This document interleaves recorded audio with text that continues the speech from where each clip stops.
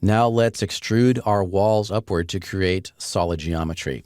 I'll go to the 4 viewport layout with Alt-W and select the walls object. And we'll add an extrude modifier. Modifier list, scroll down, and you're looking for extrude.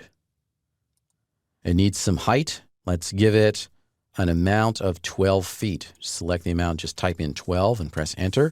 And now I've got 12-foot walls up there. Pretty cool. Now, in order to clean this up so it will be prepared for a Boolean operation to cut holes for the doors and windows, we want to convert this to an editable poly. With it selected, right-click, and in the quad menu down at the bottom, choose Convert to Editable Poly. And this is going to collapse the modifier stack. And now we don't have the ability to edit those line points anymore because they don't exist. This has now been converted to a raw polymesh object. Let's look at the actual edges of this so we can see the structure better. Press F4 on the keyboard and we can see edged faces. Especially if the object's selected, we can really see those faces pretty clearly. Cool. Now, we did not get any errors this time when we converted.